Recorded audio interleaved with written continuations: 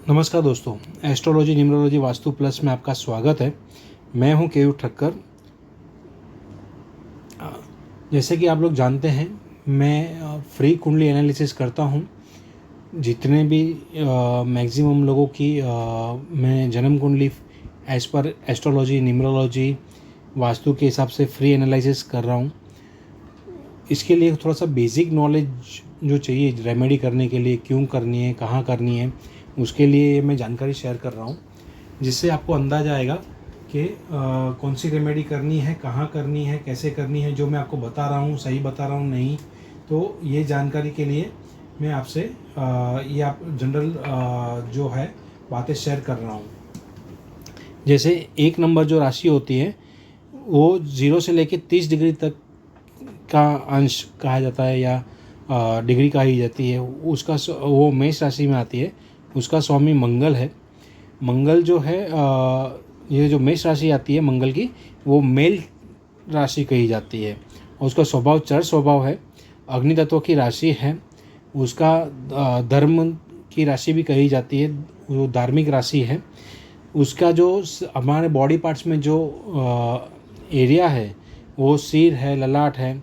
और उसकी जो वास्तु में जो दिशा देखी जाती है वो इस दिशा देखी जाती है। वैसे ही क्रम नंबर 2 में जो राशि आती है 31 डिग्री से लेकर 60 डिग्री तक, वो वृषभ राशि है, जिसका स्वामी शुक्र है। ये एक फीमेल राशि है। ये स्थिर स्वभाव की है, पृथ्वी तत्व है। भाव में इसका अर्थ भाव में आता है। चेहरा है, गला है, हमारे बॉडी पार्ट्स में उसका चेहरा और गला आता है। इसकी जो वास्तु में दिशा है north west, west north west आती है। 3 नंबर राशि जो 61 से 90 डिग्री की है वो मिथुन राशि है। मिथुन राशि का स्वामी बुध है। ये बुध की मेल राशि है। मिथुन राशि जो द्विस्वभाव राशि है, जो तत्वों में वायु तत्वों में आती है और इच्छा और कर्म को दिखाती है। इसका अंग जो है कंधा है, बाजू है, नॉर्थ नॉर्थ वेस्ट इसकी वास्तु में दिशा है। फिर चौथी राशि के बारे में बात करेंगे, जो है 91 डिग्री से 120 डिग्री कर्क राशि। कर्क राशि का ऑनर जो है, लॉर्ड जो है चंद्रमा है। ये फीमेल राशि है। इसका स्वभाव चर स्वभाव है। तत्व जल तत्व में आएगी। मोक्ष की राशि कही या मोक्ष की राशि भी होती है, मोक्ष और त्याग की। इसका अंग जो है हमारी बॉडी पार्ट्स में छाती पर आता है। इसकी दिशा नॉर्थ नॉर्थ ईस्ट है।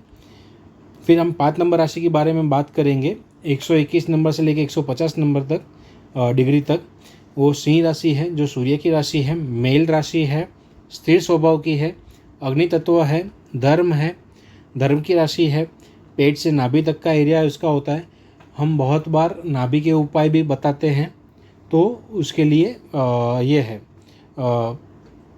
उसकी जो दिशा है ईस्ट नॉर्थ ईस्ट है। 6 नंबर जो है 151 से लेके 180 डिग्री तक की है, कन्या राशि है। ये बुध की फीमेल राशि है। मिथुन जो थी वो मेल राशि थी, कन्या जो है फीमेल राशि है। द्विस्वभाव की राशि है, पृथ्वी तत्व की है, अर्थ की राशि भी कही जाती है। नाभि से कमर तक का जो पोर्शन है वो कन्या राशि का होता है। इसके लिए लाल किताब में कहते हैं कि बेल्ट लगाने से बुध आपका अच्छा होता है।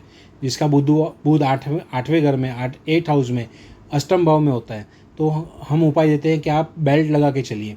या जिसका बुध खराब होता है तो उसको हमें उपाय देते हैं कि आप बेल्ट लगाकर यूज़ करिए, बेल्ट का ज़्यादा से ज़्यादा यूज़ करिए, क्योंकि वो इनका जो कमर का जो पोर्शन है ना वो बुध के अंडर में आता है। और आप देखेंगे जिनका बुध खराब होगा उनका पेट की चर्बी के पास का जो भाग होता है वो काफ़ी बड़ा होता है, बड़ा रहता है। तो ये था कन्या राशि। फिर इसकी जो डायरेक्शन है वो नॉर्थ डायरेक्शन है। 7 नंबर 181 से 210 डिग्री तक तुला राशि, ये शुक्र की राशि है। अगेन मेल राशि है, चर स्वभाव की है, वायु तत्व की है, इच्छा और कर्म को दिखाती है। जननांग बाहरी वेस्ट साउथ वेस्ट और साउथ वेस्ट ये उसकी दिशा है। फिर हम बात करेंगे 8 नंबर राशि 211 से लेकर 240 डिग्री तक की वृश्चिक राशि, जो मंगल की राशि है, फीमेल राशि है ये मंगल की। मेष राशि जो थी वो मेल चार्ट था और वृश्चिक राशि जो है फीमेल है। ये स्वभाव में स्थिर स्वभाव की है, तत्व में जल तत्व की है, मोक्ष और त्याग की राशि भी कही जाती है। इसका जननांग का आंतरिक भाग कहा जाता है हमारे बॉडी पार्ट्स में, और इसकी जो दिशा है साउथ वेस्ट से साउथ साउथ वेस्ट तक की दिशा है। 9 नंबर जो राशि है 241 से 270 डिग्री धनु राशि है। इसका स्वामी गुरु है, जुपिटर है। ये मेल राशि है, ये द्वि स्वभाव राशि में आएगी और इसका अग्नि तत्व स्वभाव है। ये धर्म की राशि कही जाएगी। ये हमारे बॉडी पार्ट में जांग पे जांग दिखाती है, जांग को रिप्रेजेंट करती है, और इसकी जो डायरेक्शन है वो नॉर्थ ईस्ट है। फिर हम बात करेंगे 10 नंबर राशि 271 से 300 डिग्री तक की, जो मकर राशि में आती है, जो शनि की राशि है। शनि इसको रूल करता है मकर राशि को। ये फीमेल राशि है। इसका स्वभाव चर स्वभाव की है, पृथ्वी तत्व की है, अर्थ की है, घुटने हैं और साउथ दिशा है। तो हम शनि का उपाय जब करते हैं तो हम कहते हैं कि भाई आपके जो साउथ में गार्डन आता होगा, तो क्योंकि ये पृथ्वी तत्व की राशि है ना मकर राशि, इसके लिए हम लोग कहते हैं लाल लाल किताब में कि गार्डन में आप सुरमा दबाएं। तो इसका रीज़न ये होता है कि वो मकर राशि में हम उसको स्थापित करेंगे। लेकिन हमें मकर राशि का उपाय अलग होता है, कुंभ राशि का उपाय अलग होता है। तो वो हम चार्ट देके पराशरी, केपी, चलित, लाल किताब के अकॉर्डिंग डिज़ाइन करते हैं उपाय। तो कोई भी रैंडमली उपाय ना करें जिसका बैड असर भी आता है। मैं फ्री में कुंडली एनालिसिस करता हूँ। आप अपनी डिटेल मुझे इंस्टाग्राम पे भेज सकते हैं। आपकी मैं हर हफ्ते में 3 से 4 जन्म कुंडली को फ्री में एनालिसिस करूँगा। तो मैं उनमें सारी रेमेडी भी आपको फ्री ऑफ कॉस्ट बताने वाला हूँ।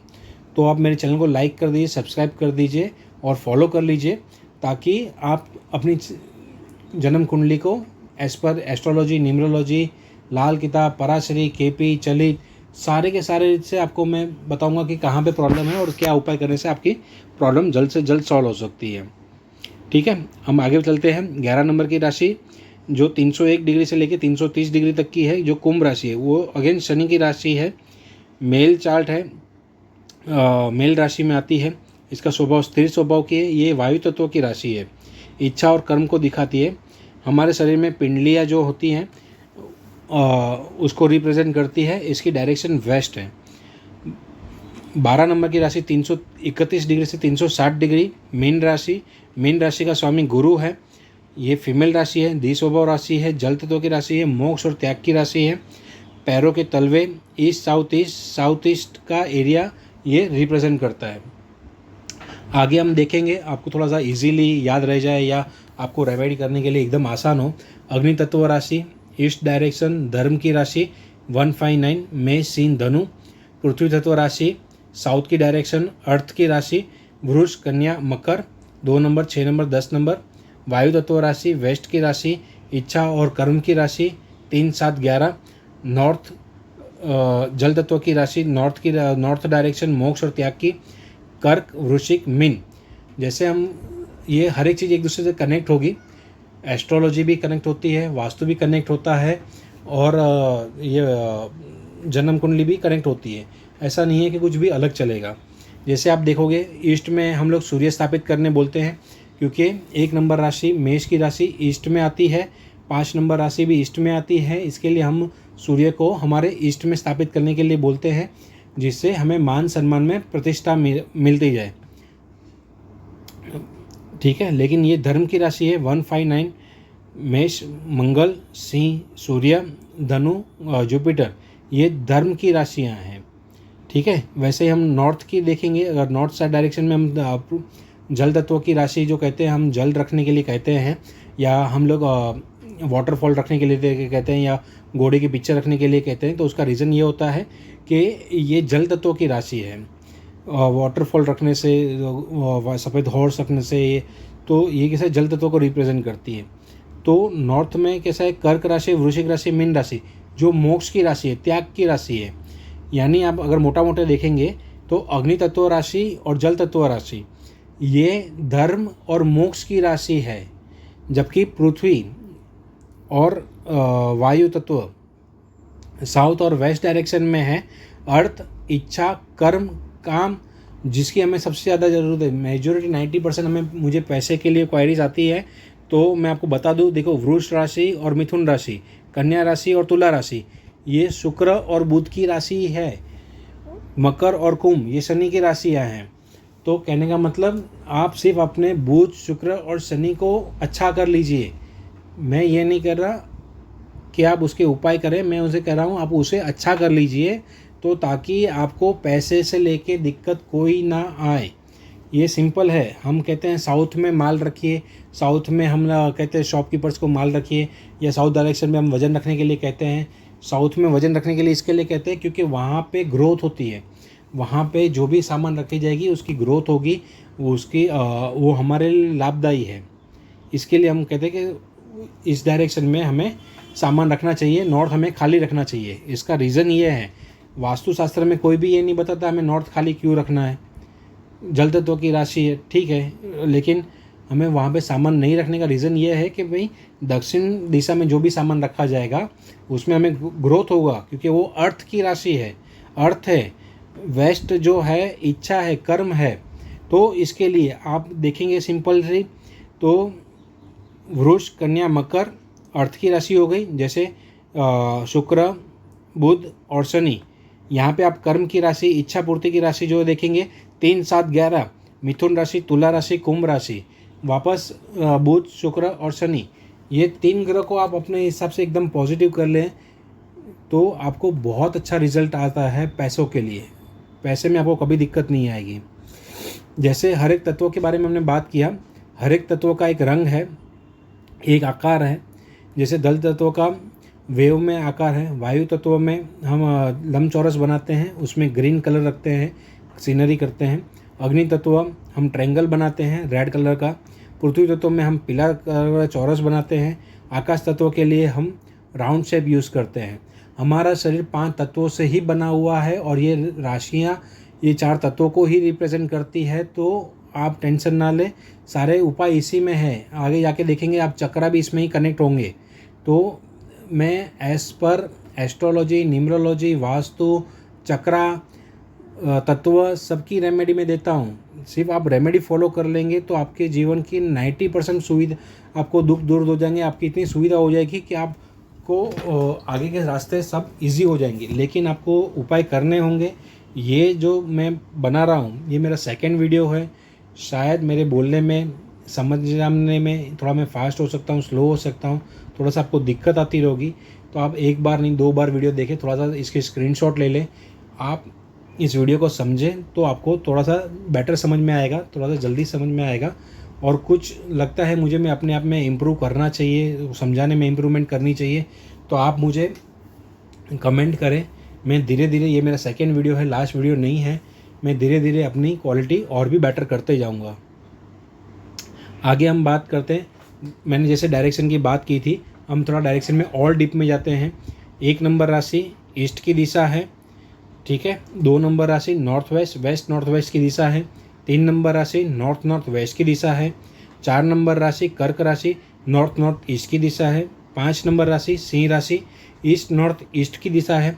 6 नंबर राशि कन्या राशि, नॉर्थ की दिशा है। 7 नंबर राशि वेस्ट साउथ वेस्ट की दिशा है। 8 नंबर राशि south west south south west की दिशा है। 9 नंबर नॉर्थ ईस्ट की दिशा है। 10 नंबर साउथ की और साउथ साउथ ईस्ट की दिशा है। 11 नंबर वेस्ट वेस्ट साउथ वेस्ट की दिशा है। 12 नंबर साउथ ईस्ट साउथ ईस्ट की दिशा है, ठीक है। जैसे ही हमारी जन्म कुंडली में हर एक दिशा हमें मिल गई, हमें एक तत्व मिल गया, उनकी एक डायरेक्शन मिल गई। अब हम थोड़ा और डीप में मैं अंदर बता रहा हूँ ये कैसे काम करती है, क्यों काम करती है। मेष राशि में पहला जो नक्षत्र आता है अश्विनी, दूसरा आता है भरणी, तीसरा आता है कृतिका। केतु का नक्षत्र है, भरणी शुक्र का नक्षत्र है, कृतिका सूर्य का नक्षत्र है। वैसे 2 नंबर राशि पृथ्वी तत्व की 2 नंबर राशि पृथ्वी तत्व की राशि है वृषभ राशि।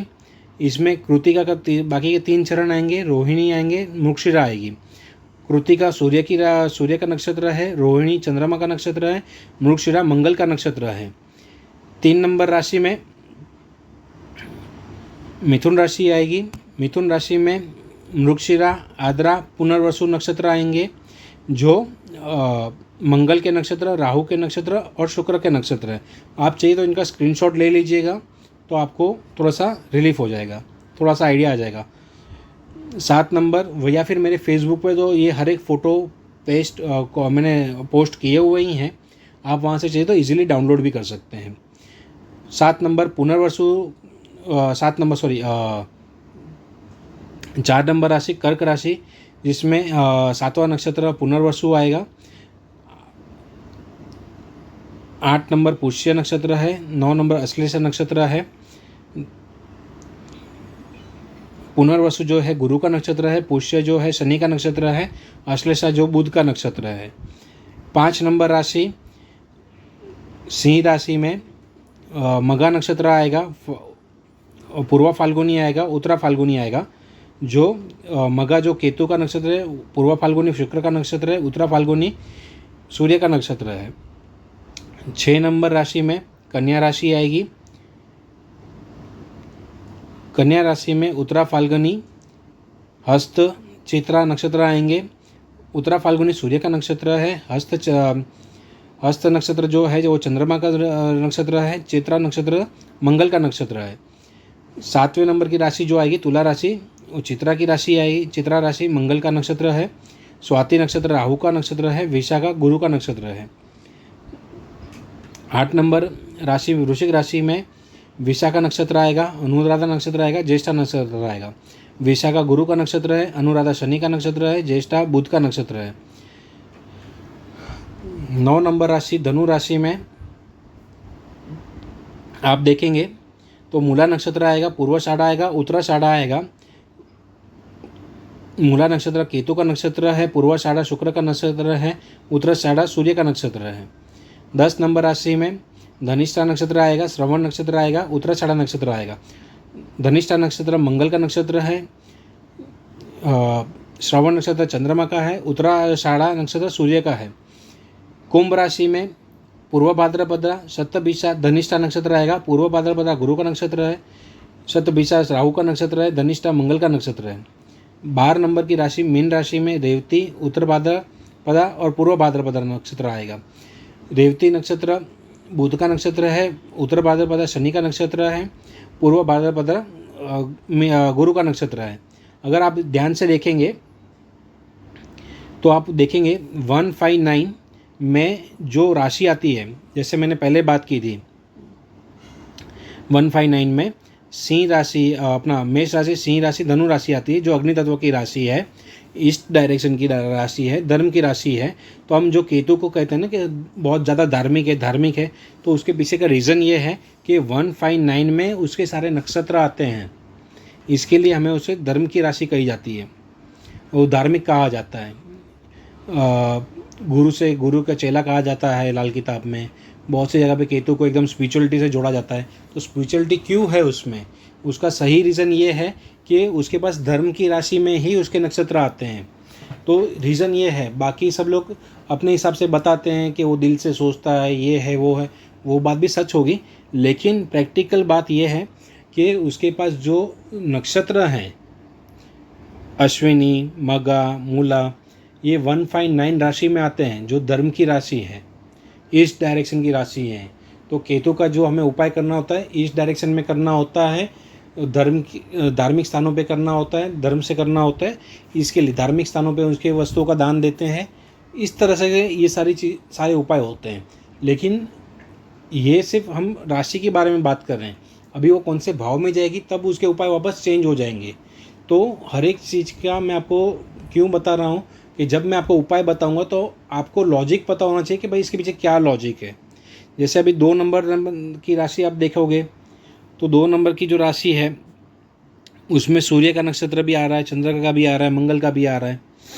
ठीक है, हम 2 नंबर में बोलते हैं चंद्रमा ऊंच का होता है। एक्चुअली 2 नंबर राशि में जब रोहिणी नक्षत्र में चंद्रमा होता है तब वो ऊंच का होता है, ना कि सूर्य के नक्षत्र कृत्तिका में कि न कि मृगशिरा में। ये रोहिणी नक्षत्र में जन्मे हुए जातक की जन्म कुंडली बहुत पावरफुल मानी जाती है।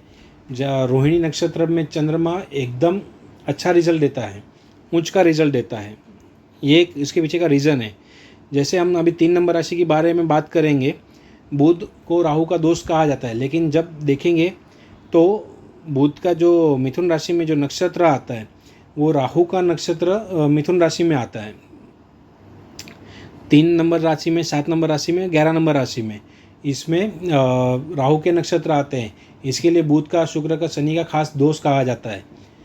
तो 3 नंबर लाल किताब में कहते हैं कि भाई 3 नंबर में राहु है तो पराक्रमी होगा। तो कहने का मतलब कि ये 9 नंबर में केतु है तो धार्मिक होगा। तो ये अच्छे पावरफुल संजोग माने जाते हैं। लेकिन इसके पीछे का रीज़न ये है कि 3 नंबर राशि में राहु के नक्षत्र आते हैं, ये कारण है। ठीक है, तो हर एक चीज़ में आपको लॉजिक से उपाय बता रहा हूँ। आप इसका स्क्रीनशॉट ले लीजिएगा, ज़्यादा डीप में आपको नॉलेज मिलेगा। थोड़ा सा ये नॉलेज मेरे से अलावा मेरे से बहुत सारे सीनियर लोग भी हैं, लेकिन मैं यहाँ पे फ्री में आपको हर एक चीज़ बताने की कोशिश कर रहा हूँ। मेरे पास जितना भी नॉलेज है मैं फ्री ऑफ कॉस्ट आपको नॉलेज पास कर रहा हूँ। आपको लाइफ में किसी भी तरह की प्रॉब्लम है, एज पर न्यूमरोलॉजी, एस्ट्रोलॉजी, लाल किताब, पराशरी में हर एक का कॉकटेल करके आपको सॉल्यूशन दूंगा। वास्तु के भी रेमेडी मैं आपको बताऊंगा, तत्वों की रेमेडी बताऊंगा, आपके चक्रस की मैं रेमेडी बताऊंगा। हर एक चीज़ मैं आपको यहाँ से सब कुछ पास ऑन करने वाला हूँ। आप मेरे चैनल को लाइक कर दीजिए, सब्सक्राइब कर दीजिए।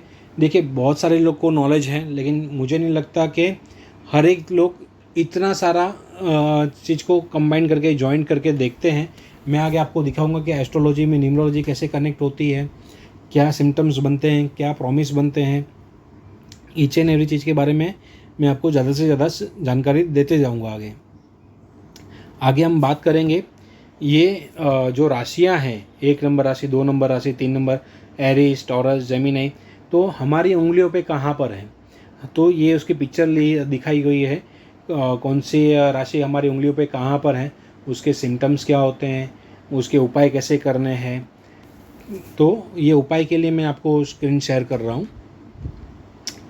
और ये उपाय ऐसे नहीं है कि मैंने अपने मन से लिखा दिए, ये प्राचीन ग्रंथों में, ये इसकी कॉपी है। ये प्राचीन ग्रंथों में से लिए हुए उपाय हैं, इसकी आप कॉपी दे सकते हैं। ये नोटबुक में से मैं कॉपी थी, ये आपको थोड़ा इजी हो जाए वो हिसाब से मैंने मेरे को देखो सारे पिक्चर मैंने कुछ बनाए हुए हैं, कुछ मैंने ऑनलाइन मिले हुए हैं, कुछ गूगल से मिले हुए हैं, किसी रेफरेंस से मिले हुए हैं। मैंने भी आगे जिनके पास से 3-4 कोर्सेज किए थे बड़े बड़े एस्ट्रोलॉजर के पास से, उनके पास से ये कॉपी ली हुई है। तो मैं अपना सारा ज्ञान जितना भी मुझे मिला है वो मैं आपको डिलीवर करने की कोशिश कर रहा हूँ। अभी यहाँ पे देखिए, सूर्य की जो वस्तु है, लाल कपड़ा है, गेहूँ है, घी है, गुड़ है, लाल फूल है, तांबा है। वैसे ही उसका समय लिखा हुआ है, रत्न कौन सा पहनना है, ये आप भी एक स्क्रीनशॉट ले लीजिएगा। तो यहाँ पे हर एक जो ग्रह हैं उनके आपको धातुएं मिल जाएंगी, उनके वस्तुएं मिल जाएंगी, उनका दान का समय कौन सा रहेगा। आपको जब मैं उपाय की चीज़ बताता हूँ तो मैं ये पर्टिकुलर ये समय पे करने के लिए क्यों बताता हूँ, ये महीने में करने के लिए क्यों बताता हूँ, ये सबका लॉजिक यहाँ पर है। कौन से मंत्र से हमें शांति करनी है, हमें कौन सा जाप करना है, कौन सी उंगली में रत्न धारण करना है, कौन सा दान करना है, कुछ भी मैं अपने मन से नहीं बता रहा हूँ। जो धार्मिक पुस्तकों में लिखा गया है मैंने सारा इकट्ठा करके, सारे जॉइंट्स करके, मैं केपी भी देखता हूँ। आप मेरे कुंडली में जब भी मेरी वीडियो में आप देखेंगे तो मैं केपी चलित को भी मान देता हूँ, चलित कुंडली को भी देखता हूँ, नवमांश भी देखता हूँ, प्रेजेंट गोचर भी देखता हूँ, लाल किताब भी देखता हूँ, पराशरी भी देखता हूँ, दृष्टि भी देखता हूँ, नक्षत्र भी देखता हूँ, नवतारा भी देखता हूँ। फिर जाके मैं आपको रिजल्ट देता हूँ। मैं कम से कम 10 से 12 स्टेप देखने के बाद बताता हूँ कि ये आपके ग्रह नेगेटिव हैं, ये आपके ग्रह पॉजिटिव हैं। आपको इसके पीड़ित ग्रह भी होते हैं। एक पीड़ित ग्रह का भी कॉन्सेप्ट समझ लीजिए, वो आपके लिए अच्छे हैं लेकिन वो पीड़ित है करके आपको बैड रिजल्ट दे रहे हैं। बात समझिएगा, वो पीड़ित हैं किसी से तो जाके आपको बैड रिजल्ट दे रहे हैं। ठीक है, वो आपके लिए अच्छे हैं लेकिन पीड़ित हैं वो करके आपको बैड रिजल्ट देते हैं। और एक होते हैं नेचुरली जो हमें बैड रिजल्ट देने के लिए ही आए हैं। तो हर एक की कुंडली में 3-4 ग्रह नेगेटिव होते हैं, 5 ग्रह पॉजिटिव होते हैं। ये कॉमन फैक्टर चलता है हर एक कुंडली में। सिर्फ हमें पहचानना है कि हमारे नेगेटिव ग्रह कौन से हैं, पॉजिटिव ग्रह कौन से हैं। इसके 10 से 12 पैरामीटर हैं। वो 10-12 पैरामीटर को चेक करने के बाद ही हम एक निष्कर्ष पर आते हैं कि ये हमारा नेगेटिव ग्रह है, ये हमारा पॉजिटिव ग्रह है। सिर्फ ऊंच का ग्रह पॉजिटिव रिजल्ट देगा ऐसा ज़रूरी नहीं है। मैं आगे आगे जितने भी केस स्टडी आपको साथ शेयर करूँगा उसमें आप देखेंगे ऊंच के ग्रह भी बहुत सारी हानि करते हैं। तो ये आगे आगे हम देखते जाएंगे। ये आज मेरी दूसरी वीडियो है। बोलने में थोड़ा सा मुझे संकोच भी होता है, कभी थोड़ी सी ऐसा मैं लग रहा है मैं क्या बोल रहा हूँ, तो इसके लिए माफ़ कीजिएगा। लेकिन मैं धीरे धीरे अपने आप को इम्प्रूव करके आपको बेटर रिजल्ट देने की हमेशा ट्राई करूँगा। फिर आगे देखते हैं। ये वापस उसका ही स्क्रीनशॉट है, कौन से रत्न है, कौन से ये हैं, तो इसका भी आप स्क्रीनशॉट भी ले सकते हैं। और आप चाहे तो ये मेरे व्हाट्सएप पेज का भी मैं आपको ये दे दूँगा, चैनल का लिंक, वहाँ से भी आप डाउनलोड कर सकते हैं। मेरे इंस्टाग्राम से भी डाउनलोड कर सकते हैं, मेरे फेसबुक से भी आप डाउनलोड कर सकते हैं, और यहाँ से आप स्क्रीनशॉट लेके भी इजीली। तो ये कैसा कि आपको मैं क्यों दान दे करने के लिए बोल रहा हूँ, किस चीज़ों का दान करने के लिए बोल रहा हूँ, तो आपको आइडिया आएगा कि ये ग्रह के लिए मेरे कर रहे हैं। ये बेसिक नॉलेज आपके साथ शेयर करने का रीज़न ये था कि आपको पता चले कि आप कौन। बहुत से लोग बोल देते हैं कि गाय को रोटी खिलाएं, गुड़ खिलाएं, रोटी के साथ चना खिलाएं, सूर्य को जल दें, लेकिन क्यों दे रहे हैं वो आपको पता होना चाहिए, तब जाके इसका इम्पैक्ट आता है। मेरा मानना ऐसा है। वो काफ़ी मेरे से बड़े धुरंधर एस्ट्रोलॉजर हैं। अब हम यहाँ पे देखेंगे, थोड़ा सा बेसिक नॉलेज ही शेयर कर रहा हूँ मैं आपको। ये जो 1 नंबर लिखा हुआ है उसे तन भाव भी कहेंगे, लग्न भी कहेंगे। इससे हम जन्म देखते हैं, सिर देखते हैं, शरीर देखते हैं, अंग देखते हैं, आयु देखते हैं, रंग रूप देखते हैं, कद देखते हैं, जाति देखते हैं, स्वभाव देखते हैं। ये हमारा लग्न राशि है, ठीक है। फिर हमारी एक चंद्र राशि भी हम देखते हैं, सूर्य राशि भी देखते हैं। चंद्र राशि हमारे जन्म कुंडली के समय चंद्रमा जिस घर में था, जिस राशि में था, वो हमारी चंद्र राशि हो गई। सूर्य राशि हमारे जन्म के समय सूर्य जिस राशि में था, जिस भाव में था, वो हमारी सूर्य राशि हो गई, ठीक है। बेसिक से मोटा मोटा शेयर कर देता हूँ। पहले भाव से हम सेल्फ देखेंगे, सेकंड भाव से हम धन देखेंगे, थर्ड भाव से हम पराक्रम देखेंगे, चौथे भाव से हम सुख देखेंगे, पाँचवें भाव से संतान देखेंगे, लॉटरी देखेंगे, सट्टा देखेंगे, शेयर मार्केट देखेंगे। ये आप स्क्रीनशॉट ले लीजिएगा, काफ़ी सारी विगतें डाउनलोड की हुई हैं। ये भी गूगल पे भी आपको इजीली मिल जाएगा। रोग भाव है, छठा भाव रोग का भाव है, रोग है, शारीरिक शत्रुता है। जब मैं बताता हूँ छठे भाव का स्वामी, जब एनालिसिस करता हूँ मैं, तो कभी हर एक, मैं जब एनालिसिस का वीडियो बनाता हूँ, जब मैं आपको केस स्टडी से बात करता हूँ वीडियो बनाने से समय, तो ये इसमें इतने सारे पॉइंट्स हैं कि इसमें हो सकता है मैं कोई पॉइंट बोलना भूल जाऊँ, कोई पॉइंट रह जाए, क्योंकि मैं रट्टा मार के नहीं बोल रहा हूँ। मैं जो भी मेरे सामने ये जो स्क्रीन आ रही है, या फिर मेरे सामने जो पेज होता है, मेरे सामने जो केस स्टडी आती है, तो मुझे जितना नॉलेज है वो मैं डायरेक्ट डिलीवर कर रहा हूँ। मैं कोई स्क्रिप्ट लिख के फिर आपके सामने बोल रहा हूँ, ऐसा नहीं है। तो थोड़ा सा मेरे बोलने में आपको अंदाज़ा आता जाएगा कि मैं रियल टाइम पे ही मैं आपको सब कुछ एनालिसिस करके बता रहा हूँ। 7 नंबर राशि विवाह की राशि है, पार्टनर की है, साझेदारी की है, मृत्यु की है, मारक भाव भी कहा जाता है। सेकंड भाव भी मारक भाव है, 7वां भाव भी मारक भाव है। 8 नंबर मृत्यु भाव है। मारक भाव और मृत्यु भाव दोनों अलग अलग हैं, तो थोड़ा ध्यान रखिएगा। 8th हाउस में हम आयु देखेंगे, दुर्भाग्य देखेंगे, पराक्रम देखेंगे, शत्रु देखेंगे, अकाल मृत्यु देखेंगे, कठिनाइयाँ देखेंगे, संताप, पिछले जन्म के कर्म, ससुराल पक्ष भी देखेंगे। यानी हम बहुत सारी चीज़ें एक भाव से हम देखते हैं। तो ये 12 के 12 भाव का अलग अलग एनालिसिस है। 9वां भाव भाग्य भाव है, पिता का भाव है, प्रशंसा का है, कार्य का है, धर्म का है, विदेश का है। 10वां भाव कर्म का भाव है, 11वां भाव लाभ का भाव है, 12वां भाव खर्च का भाव है। तो हर एक चीज़ यहाँ पे लिखी हुई है। तो आपका लग्नेश कहाँ पे बैठा हुआ है, आपका चंद्र किस राशि में बैठा हुआ है, वो राशि आपके लिए पॉजिटिव है, नेगेटिव है, वो नक्षत्र आपके लिए पॉजिटिव है, नेगेटिव है, आपका लग्नेश जिस राशि में बैठा हुआ है, किस भाव में बैठा हुआ है, किस नक्षत्र में बैठा हुआ है, ये टोटल एनालिसिस करके मैं आपको रिजल्ट देता हूँ। इसका आप स्क्रीनशॉट ले लीजिएगा। मेरे फेसबुक पे, व्हाट्सएप पे, इंस्टाग्राम पे भी मैंने अपलोड करके रखा हुआ है, तो आपको वहाँ से भी आप डाउनलोड कर सकते हैं या फिर स्क्रीनशॉट ले लीजिए। ये सेम चीज़ आगे थोड़ा और लिखी हुई है, तो इसका भी आप स्क्रीनशॉट ले लेते हैं। ये गूगल में भी आपको मिल जाएगी ये सारी चीज़ें। तो कहने का मतलब कि अगर आपको अपनी जन्म कुंडली डीप एनालिसिस करानी है, मेरे इंस्टाग्राम अकाउंट के ऊपर आप अपना डेट ऑफ बर्थ की डिटेल सारी भेज दें। मैं हर वीक में 3 से 4 जन लोग की मैक्सिमम ये डिटेल लेने की ट्राई करूँगा, और जितने भी हो सके मेरा तो काम फोकस इतना ही है कि मैक्सिमम लोगों की मैं हेल्प करूं, मैक्सिमम लोगों के जो प्रॉब्लम चल रहे हैं लाइफ में वो सॉल्व करूं। तो अगर आपको अपनी जन्म कुंडली फ्री में एनालिसिस करानी है, मेरे चैनल को लाइक कर दे, सब्सक्राइब कर दे, इंस्टाग्राम पे मुझे आपकी डिटेल भेज दे। मेरा फेसबुक पेज की लिंक, इंस्टाग्राम की लिंक, व्हाट्सएप चैनल की लिंक मैं डिस्क्रिप्शन में दे दूँगा। आप दूसरे के केस स्टडी देखकर भी काफ़ी कुछ समझ जाएंगे। ये जिनको अपनी प्रॉब्लम लाइफ में प्रॉब्लम है उनके लिए भी है, जो केस स्टडी करते हैं, जो एस्ट्रोलॉजर है, जो न्यूमरोलॉजिस्ट हैं, उनके लिए भी है। न्यूमरोलॉजिस्ट को भी पता चलेगा कि एस्ट्रोलॉजी कैसे कनेक्ट होती है, वास्तु कंसल्टेंट को भी पता चलेगा ये एस्ट्रोलॉजी से कैसे कनेक्ट होता है, एस्ट्रो वास्तु भी है। तो हर एक चीज़ का कॉम्बिनेशन मैं आपको बताऊंगा। मेरे केस स्टडी में आप देखेंगे तो समझ ही जाएंगे कि कैसे कैसे हर एक चीज़ आपके सामने आती जाएगी। ठीक है, तो आज के लिए इतना ही। धन्यवाद। Take care.